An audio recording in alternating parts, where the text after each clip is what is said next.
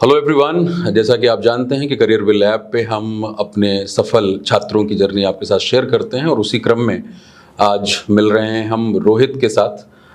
रोहित जो हैं वो करेंटली सीबीआई में वर्किंग हैं और इन्होंने सीजीएल 2022 के जरिए एएसओ एएफएचक्यू जो मिनिस्ट्री ऑफ डिफेंस के अंदर आता है वो पोस्ट इन्होंने प्राप्त की है।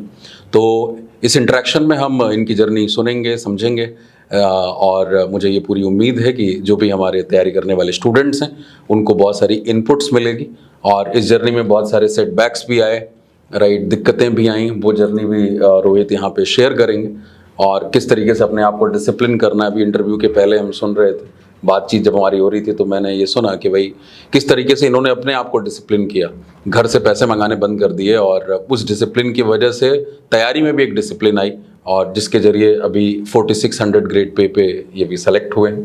तो रोहित, तो सबसे पहले आपको बहुत बहुत बधाई थैंक यू आपकी इस उपलब्धि के ऊपर। और मैं चाहूँगा कि आप अपनी जर्नी को थोड़ा अपने पारिवारिक पृष्ठभूमि से और एजुकेशन के साथ शेयर करें कि वहाँ से शुरुआत करें, कहाँ से हैं, एजुकेशन कैसे हुई, स्कूलिंग किस तरीके की रही, किस तरह के स्टूडेंट थे आप? सर, स्कूलिंग मैंने अपने घर के पास ही रहकर गवर्नमेंट स्कूल से किया था। मैं 10th तक हिंदी मीडियम से पढ़ा हूँ। ओके। फिर मैं 10th के बाद मुझे आईटी की तैयारी करनी थी तो मैं कोटा चला गया। वहाँ पे मेरा इंग्लिश में मैं कन्वर्ट हुआ। फिर वहाँ पे मीडियम चेंज हुआ मेरा। तो आईटी की तैयारी करते हुए मेरा सिलेक्शन तो नहीं हो पाया, मगर मैंने वहाँ से काफ़ी कुछ सीखा, काफ़ी एटीट्यूड वहाँ पे डेवलप हुआ कि कैसे एग्ज़ाम की प्रिपरेशन करते हैं, डिसिप्लिन कैसे होना चाहिए। फिर मैंने कॉमेट के एग्ज़ाम दिया तो मुझे कर्नाटका में बीटेक के लिए कॉलेज मिला, मैकेनिकल ब्रांच से। फिर बेलगाम कर्नाटका से मैं कॉलेज करके मेरे को एमबीए का था कि एमबीए करना है आगे जाके, तो मैंने कॉलेज से प्लेसमेंट लिया नहीं। उस टाइम थोड़ी सी नॉलेज भी कम होती है कहें, या फिर जो अंदर एक था कि एमबीए करना ही है, तो मैं उसके लिए दिल्ली आ गया। फिर दिल्ली में फिर मेरे भैया रहते थे तो मैं उनके पास आ गया। फिर कैट टाइम सीपी से मैंने कैट की कोचिंग की। टाइम सफिशिएंट नहीं था कैट के एग्ज़ाम को निकालने के लिए, करीब 3 महीने थे। फिर भी मैंने अपना बेस्ट दिया, मगर वो निकला नहीं। फिर मुझे जॉब एक्सपीरियंस का भी था कि इसमें जॉब एक्सपीरियंस मैटर करता है, इतना पता तो चल ही चुका था। तो मैं जाके गुड़गांव में प्राइवेट जॉब करने लग गया। काफ़ी टाइम मैंने वो किया। प्राइवेट जॉब करने के बाद फिर मुझे करते करते इन जॉब मुझे फील हुआ कि मतलब अपनी अपनी जो कैपेसिटी होती है कि प्राइवेट जॉब थोड़ा मेरे से मुश्किल है, मेरे को अलग फील्ड में भी काम करने थे। तो मैंने सोचा कि प्राइवेट जॉब स्विच करते हैं, अब गवर्नमेंट की तरफ जाते हैं। अलग फील्ड का मतलब किस फील्ड? सर, मेरा सिंगिंग पैशन है और मैं सिंगिंग में कुछ अच्छा करना चाहता हूँ, जिसके लिए मुझे एक स्टेबल जॉब चाहिए थी और थोड़ा वर्कलोड कम वाला जॉब चाहिए था, जैसे 5 डे वर्किंग हो या फिर जिसमें काम समय मिले, थोड़ा सा टाइम, जिससे मैं पैशन को टाइम दे सकूँ। तो सिंगिंग को बचपन से ही मैं गाता हूँ, कॉलेज में भी परफॉर्म करता था, कॉलेज में भी गाता था। थोड़ी बहुत सीखी है, ज़्यादा नहीं सीखा, बिल्कुल 20-25 क्लासेस किए होंगे, कोई मतलब नहीं है, अभी बहुत सीखता है, बहुत कुछ बाकी है। बिल्कुल। तो फिर मैं ये करने लग गया। फिर एसएससी की तैयारी में आ गया मैं, इस तरफ मुड़ा मैं। फिर काफ़ी टाइम हो गया, मुझे काफ़ी लंबे प्रिपरेशन मैंने कर रखी है। कभी 19 में मैं रह गया था, करीब 16 से मैंने चालू किया था और 17 में फिर केस हो गया। मुझे लगा था कि जब मैंने इधर स्विच किया था, मुझे लगा था कि मैं 1-2 साल में गवर्नमेंट जॉब, अच्छी जॉब लेके मैं अपने पैशन की तरफ लग जाऊँगा, मगर क्या था कि आगे का कुछ पता नहीं होता। जिंदगी कई बार प्लानिंग के हिसाब से नहीं चलती सर, लक का भी कुछ पता नहीं था। तो 16 से जब मैं आया तो 17 में एसएससी पे केस हो गया। फिर 16 से मेरी तैयारी चली रही थी, लगभग सिलेबस कंप्लीट हुआ भी नहीं था, तो मैंने फर्स्ट अटेम्प्ट दिया। फिर केस हो गया, उस पर काफ़ी लंबा चला वो। उसके बाद फिर 18 में अचानक से पैटर्न चेंज हुआ, कैलकुलेशन इंट्रोड्यूस हुआ, तो मैंने देखा मेरे अंदर कमियां हैं, वो चीज़ मैंने किया नहीं है। तो उसमें भी 18 में भी मैं करीब डॉक्यूमेंट तक गया था, मगर वही 4-5 मार्क्स से रह गया था। तो फिर मैंने सोचा कि अब 19 के लिए कैलकुलेशन बेस्ड प्रैक्टिस करनी है। मैंने बहुत प्रैक्टिस की, बहुत प्रैक्टिस बढ़ाया। तो फाइनली 19 में भी जाकर मैं 0.2 से रह गया सर। तो 19 में तो मुझे दुख बड़ा हुआ, लेकिन फिर मेरे अंदर हमेशा ये था कि सर मैं कभी टूटा नहीं, क्योंकि रहने का एक्सपीरियंस मुझे बहुत है, चाहे वो सीजीएल हो, सीएचएसएल हो, सीपीओ में मैंने 2018 में जब केस चल रहा था उस बीच मैंने सीपीओ की तैयारी शुरू कर दी। उसमें भी सर फिजिकल में रह गया। एक दिन पहले मुझे जुकाम हो गया था, तो 6 सेकंड से बस दौड़ में रिजेक्ट हो गया था। 2-2.5 महीने कॉमनवेल्थ ग्राउंड में प्रैक्टिस की थी, तो उसमें भी मैं रह गया। तो फाइनली 19 में वापस से सीजीएल का वो आया। तो मतलब रोहित बहुत जुझारू, हार नहीं मानते हैं? नहीं सर, मैंने यही एटीट्यूड चाहिए प्रिपरेशन के लिए, क्योंकि बहुत बार जब सेटबैक्स लगती हैं तो स्टूडेंट्स बड़े, क्योंकि 0.2 से रहना मतलब एक झटका लगने वाली बात है कि, और उस झटके को बर्दाश्त करना, अंदर शॉक एब्जॉर्बर बना के रखना बहुत जरूरी है। और ये मेरे साथ हुआ कि उस टाइम पे मुझे हमेशा ये लगता था, लोग कहते थे कि छोड़ दो नहीं होगा, प्राइवेट जॉब कर लो या जॉब के साथ भी कर लो। फैमिली पे भी प्रेशर आता था, फैमिली वालों को भी सब लोग कहते थे कि दिल्ली में रह के धोखा दे रहा है, नहीं हो पाएगा, उसको वापस बुला लीजिए, यहीं कोई बिजनेस कर लेगा। तो कई बार होता है, पेरेंट्स को भी डर सा लगता है कि टाइम हो रहा है, नहीं हो रहा है, तो पेरेंट्स भी कहते थे, सजेशन देते थे कि प्राइवेट जॉब कर लो, साथ साथ भी कर सकते हो।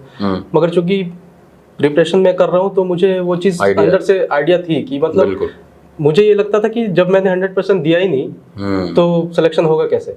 जब मैं पॉइंट से रह रहा हूँ तो मुझे लग रहा है कि मैं 100% दे ही नहीं रहा हूँ। हमेशा ये फील होता था, मतलब नहीं देने के बावजूद भी मैं बाउंड्री पे हूँ। मैं इसको इस वे में लेता था कि 100% ना देने के बाद भी मैं 0.2 से ही रह रहा हूँ, तो अगर 100% दिया होता तो लिस्ट के अंदर होता। तो मैंने यही सोच के मैंने दोबारा से चालू किया। फिर मैं एक बार 19 में क्या हुआ था सर, CHSL के एग्जाम में मार्क्स मेरे काफ़ी अच्छे थे। तो CHSL, और फिर ऐसा होता था सर कि हर साल वो मुझे भी अंदर मेरा एटीट्यूड ऐसा है कि मतलब अपने आप को मैं पनिश करता हूँ कि नहीं हो रहा तो मेरे अंदर कमियां है, मैंने अपनी कमियों को देखा, उस पर काम किया। तो मुझे लगता था कि घर पे एक अननेसेसरी प्रेशर आ रहा है कि पैसे, गार्जियन की इसमें गलती क्या है, हम ही कर रहे हैं, गार्जियन सपोर्टिव है। बिल्कुल। तो अपनी गलती है तो मैं एक काम करूं, मैं काफ़ी टाइम हो गया है, अब हर साल ऐसे इस साल हो जाएगा, गार्जियन हर साल, हर महीने 12 महीने तक हर साल पैसे देते रहते हैं। उन पे भी अननेसेसरी प्रेशर बिल्ड होता है कि कब होगा, कब सिलेक्शन होगा। तो मैंने सोचा कि इस जोन से पहले बाहर निकला जाए, अपने आप को पनिश किया जाए। जो गलतियां मैंने की हैं, कुछ डिस्ट्रैक्शंस भी थे मेरे साथ, जो गलतियां मैंने की हैं उसके लिए गार्जियन कहीं से भी रिस्पॉन्सिबल है नहीं। बिल्कुल। तो मैंने फिर सबसे पहले अपने दोस्तों से बात की कि CHSL में मेरा बहुत अच्छा मार्क्स है, इससे जॉब मुझे मिल जाएगी। तो इस बेसिस पे मैं घर से पैसे अब बंद करवाना चाहता हूँ ताकि मैं CGL में टॉप पोस्ट ले सकूँ। फ्रेंड्स ने सपोर्ट किया कि हाँ तुम अच्छा कर रहे हो, हम करेंगे, तुम घर पे बात करो। बात किया घर पे तो सॉरी सर, वो कोल्ड 2 दिन से कोल्ड एंड फीवर। कोई दिक्कत नहीं। तो बात किया घर पे तो पापा ने मना किया कि पापा को पता था जॉब नहीं है, कैसे करेगा, दोस्तों से ही लेगा, ऑब्वियस है। तो पापा ने कहा कि कैसे करोगे, मैं कर रहा हूँ, कोई बात नहीं, तुम करो, कोशिश तो कर ही रहे हो, पास रह रहे हो। लेकिन फिर भी मेरी ज़िद थी सर कि वो मुझे करवाना है बंद, क्योंकि मेरे से वो नहीं हो रहा था कि गार्जियन की गलती नहीं है तो मैं एक तरह से उनको भी क्यों इस चीज़ में। मैंने फाइनली बंद करवाया और फिर मैंने दोस्तों से लेना शुरू किया। तो अच्छे फ्रेंड्स हैं मेरे, थैंक्स टू ऑल। उसके नाम लेना चाहेंगे? हाँ बिल्कुल सर, मेरे फ्रेंड हैं विश्वराज, जिन्होंने सबसे मेजर अमाउंट मुझे दे रखा है मेरे हेल्प के तौर पे।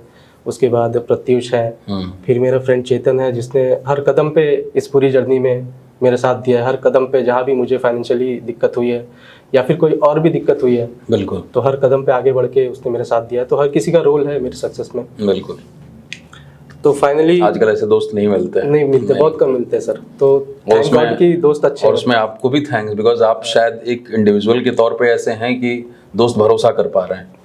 बिल्कुल सर, तो क्रेडिट आपको भी जाता है। बिल्कुल सर। मेरा वही था कि एक प्रेशर अपने ऊपर बनाया जाए कि जिनसे पैसे लिए उनको देना भी है, उसके लिए और ज्यादा जो अपनी कमियां हैं उसको सुधारो। कमियां तो अपने एटीट्यूड में ही होती है। बिल्कुल। मैं हमेशा अपने आप को ही गलत मानता हूँ चीज के लिए, कमियां अपने एटीट्यूड में होती है। मतलब ये मेरा भी ऑब्जर्वेशन रहा है, जैसे जो हमारी इंटरेक्शन होती है सफल स्टूडेंट्स के साथ, वो सब ईमानदार बहुत होते हैं और अपनी कमियों को एक्सेप्ट करते हैं। बिल्कुल सर, तभी ये एक मेजर लर्निंग, तभी सक्सेस मिलेगी जी सर। और अभी आपसे पहले भी जो कैंडिडेट थे उनसे बातचीत में यही चीज़ निकल के आई, आपको अपने से ईमानदार रहना बहुत जरूरी है।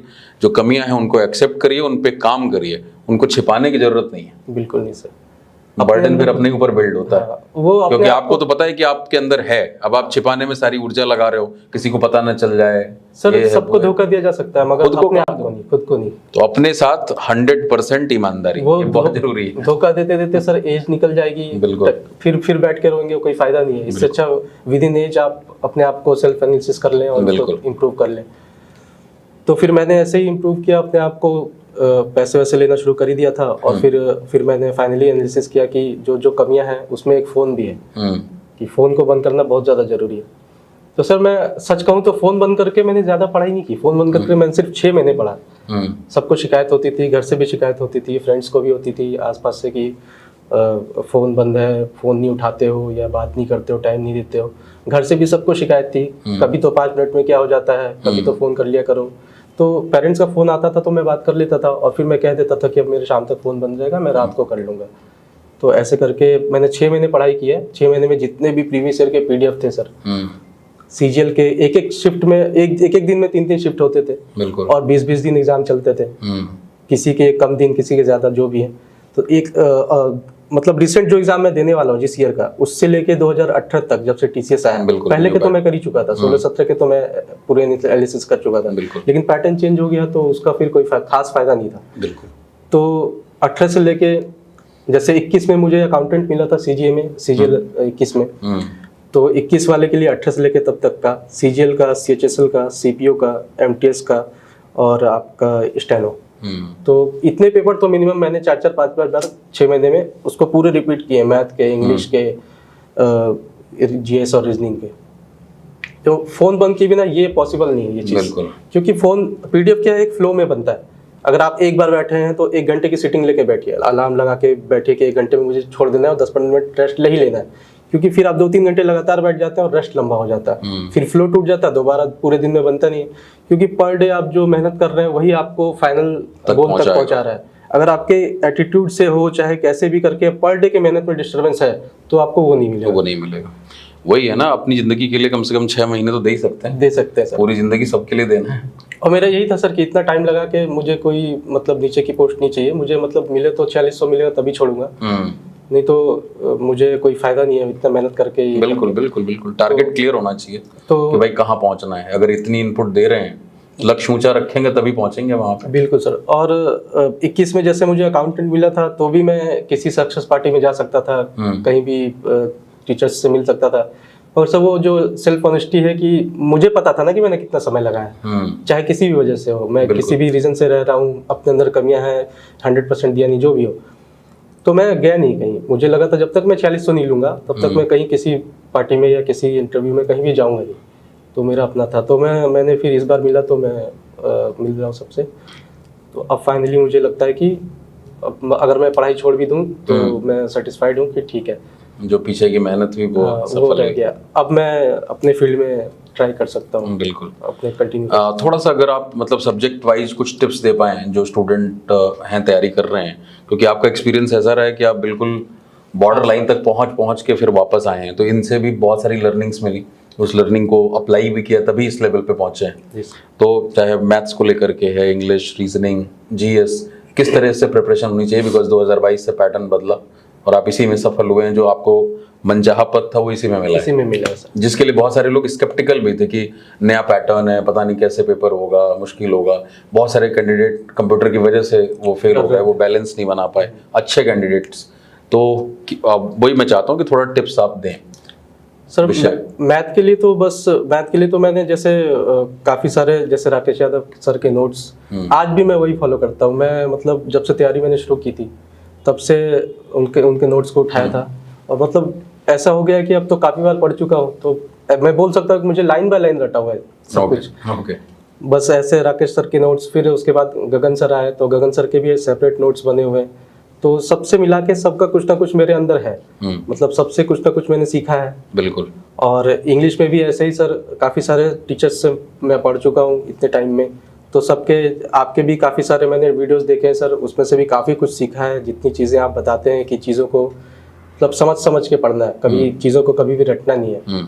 आपके वीडियोस देख के फिर वोकैब अच्छे हुए, कॉम्प्रिहेंशन भी काफ़ी ज़्यादा ईजी हुआ, मतलब मैंने फिर समझना चालू किया पहले चीज़ें, जैसे कि मैं बोलूँ तो वोकैब में किरण की जो प्रीवियस ईयर है वो मुझे एक वोकैब, एंटोनिम, सिनोनिम सारे रटे हुए हैं, मतलब कि एक वोकैब कहीं से भी उठा के पूछ दिया जाए, मगर फिर वीडियोस देखते देखते और गाइडेंस मिलती है, और चीजें खुल के सामने रटने से मन थोड़ा बोझिल रहता है सर, वो उससे फिर हल्का हो जाता है कि कर सकते हैं, उसका भी तरीका है। फिर मैंने वीडियोस देख के आपके सर वोकैब्स को कनेक्ट करना शुरू किया, मतलब अपनी डेली लाइफ से शॉर्ट ट्रिक बनाने शुरू किए कि लिख रहा। और सबसे मोस्ट इम्पोर्टेंट सर, मेरे घर में मैंने 3 व्हाइट बोर्ड लगा रखे हैं। मैं 3 व्हाइट बोर्ड में इंग्लिश का पूरा मेरा जो मेहनत है, जितनी मेरी मेहनत है इंग्लिश में, वो उन व्हाइट बोर्ड्स की वजह से, जितने वोकैब्स हैं सारे मैंने उस पर लिख लिख के, जो आते हैं वो तो आते ही है।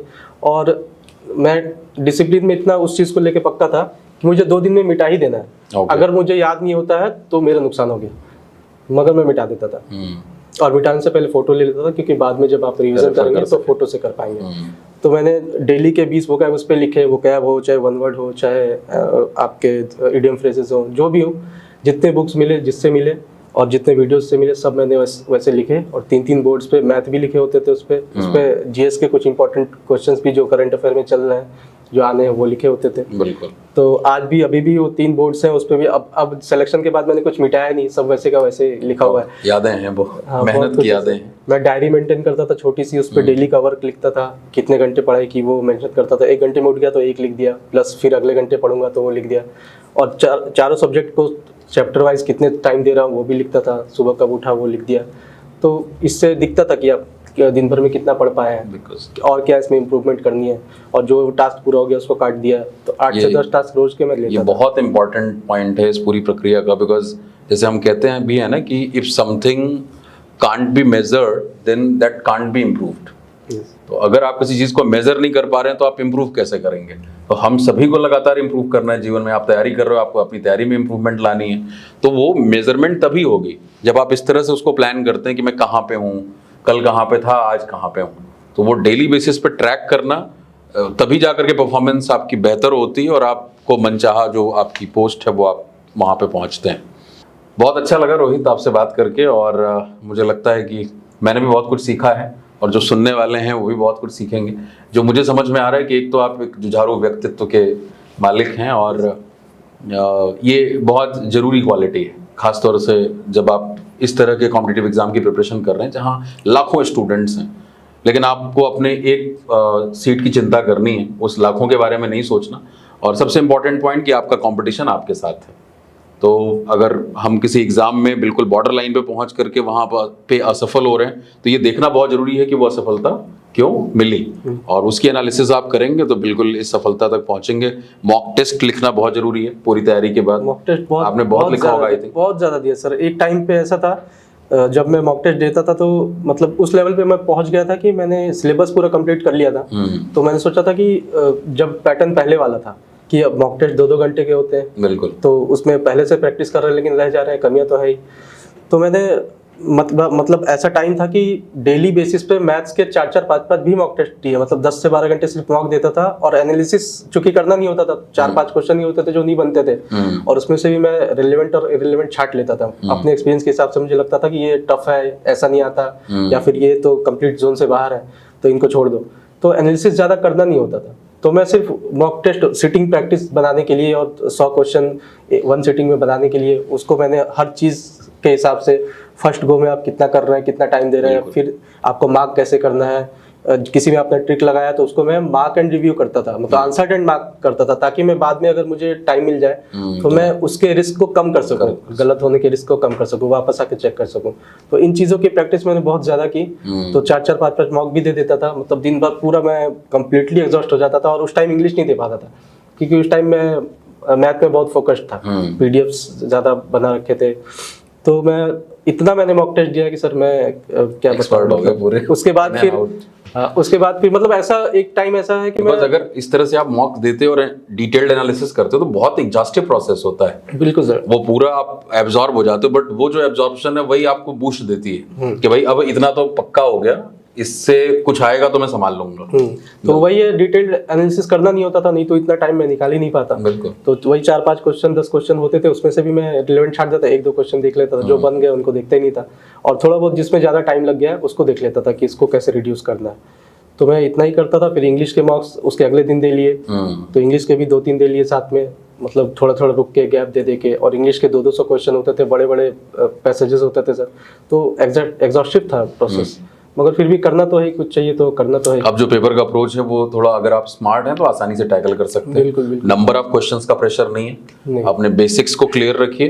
पहले सबसे पहला काम वही है कि अपने बेसिक्स को क्लियर करो। सारे सब्जेक्ट में जितने तरह के क्वेश्चन बन सकते हैं उनको प्रैक्टिस करिए, और फिर वही race against time mock test दीजिए। बिल्कुल जैसा रोहित ने बताया कि भाई उसी पर्टिकुलर टाइम स्लॉट के अंदर जो आपको एक्चुअल एग्जाम में फेस करना है। ये नहीं कि 15 क्वेश्चन कर लिया फिर ब्रेक ले लिया फिर कर लेंगे, वो नहीं। माहौल बिल्कुल वही होना चाहिए जो एग्जाम में। सर सच कहूँ तो ये मैंने तब शुरू किया था जब मैंने गगन सर के मुझसे एक बात सुनी थी कि जिसको सबसे ज्यादा नॉलेज है और जिसकी स्पीड सबसे ज़्यादा है उनका सिलेक्शन नहीं होता। सिलेक्शन उनका होता है जितना सबसे ज़्यादा मॉक दे रखा है। हाँ, तो मैंने फिर मॉक उसी को बैलेंस पता होता है। मैंने फिर अंधाधुंध मॉक देना चालू किया कि मॉक देना बहुत जरूरी है। बहुत ज्यादा मैं सबके मॉक देता था, 3 ईमेल आईडी है, तीनों से खरीदता था। एक कंप्लीट किया, फिर उसको दूसरे ईमेल आईडी से उसी मॉक को खरीदा, और ऐसे ऐसे 4-5 चैनल्स पे करता था। मतलब इतने मॉक दे रखे हैं जिसका कोई मेरे पास वो नहीं है। तो मुझे लगता है कि इस हमारे कॉन्वर्सेशन से बहुत सारे इनपुट्स मिल गए होंगे तैयारी करने वालों को। तो कुछ और आप अगर कहना चाहें, final words from Rohit, sir तो क्या फाइनल वर्ड्स में यही कहना चाहूंगा कि जब भी आप गवर्नमेंट जॉब के सेक्टर में एंटर होते हैं, मतलब प्रिपरेशन के लिए, तो आपको सबसे पहले यही नहीं सोचना है कि मैं 1 साल में निकाल ही लूंगा, 6 महीने में निकाल ही लूंगा। आपको पेशेंस रखना, सबसे पहले आपके अंदर पेशेंस होना चाहिए। आप पेशेंस लेके आइए, अच्छे से सिलेबस कीजिए, फुल 100% दीजिए। एक बार में नहीं भी हुआ तो आप अपने आप को एनालिसिस कीजिए। जैसे मैं 0.2 से रह गया या 0.8 से रह गया, एक बार मैं 0.8 से रहा था, फिर 1 मार्क से रहा हूँ, 1.2 से रहा हूँ, 1.8 से रहा हूँ, मतलब अलग अलग एग्जाम्स में CGL CHSL सब मिला के इतने वो है। तो मैं हर बार ये सोचता था, कभी टूटा नहीं, हर बार ये सोचता था कि मैं 100% ना दे के भी इतने से रह रहा हूँ, तो मैं अगर 100% दूंगा तो मैं फिर तो अंदर हूँ। तो बस आपको 100% देना है। अगर उसमें भी एक बार में नहीं होता तो एनालिसिस कीजिए, आप अपने अंदर देखिए क्या कमियां हैं, कहाँ पे गलती कर गए। जैसे रिजल्ट आए वैसे ही आपको गलतियां घूमने लगनी चाहिए कि ये 1 मार्क से या पॉइंट से मैं क्यों रह गया, कहाँ पे मैंने गलतियां की, उसको इम्प्रूव कीजिए, आपका सिलेक्शन होगा। आपको ज़्यादा से ज़्यादा PDF बनाने हैं प्रीवियस ईयर के, सारा सब कुछ उससे ही आना है। थोड़ा बहुत जो अलग होता है, अगर आप PDF में फिक्स क्वेश्चंस पे टाइम रिड्यूस कर सकते हैं, जो भी टीचर आपको सुटेबल है उनसे शॉर्ट ट्रिक सीख के अगर आप टाइम रिड्यूस कर सकते हैं तो उसी टाइम को आप नए क्वेश्चंस में दे सकते हैं। तो आप ये प्रैक्टिस करें, फ़ोन बंद करके प्रैक्टिस करें, मोस्ट इंपॉर्टेंट फ़ोन बंद करके प्रैक्टिस करें। बिल्कुल। और अपना डेली डिसिप्लिन को मेंटेन रखें, उसके बिना कुछ नहीं होना। सबसे पहले एटीट्यूड और डिसिप्लिन चाहिए, बस यही है। और बाकी सब अच्छे से पढ़ें, यही कह सकते हैं। बिल्कुल बिल्कुल बिल्कुल। थैंक यू रोहित, बहुत अच्छा लगा और आपसे बात करके बहुत इंस्पिरेशन मिली, एक कद्दावर पर्सनालिटी, और जो आपने जो जुझारू एटीट्यूड दिखाया है, जैसे मुझे लगता है कि आपके अंदर भी कॉन्फिडेंस बिल्डिंग आएगी। तो इसीलिए जो भी असफल होते हैं आप इस तैयारी के दौरान, उसको कभी भी नेगेटिव कॉन्टेक्स्ट में मत लीजिए, राइट। वो आपको ही एक बूस्ट देता है। अगर पता लग जाएगा कि अच्छा ये असफलता क्यों मिली, तो फिर आप उस पर काम करेंगे और फिर चीज़ें बेहतर ही होंगी। और बेहतर होने के लिए लगातार अपने आप को बेहतर करना पड़ता है। आउटपुट तभी बदलेगा जब इनपुट में बदलाव होगा। ये बहुत बेसिक लॉजिकल फैक्ट है।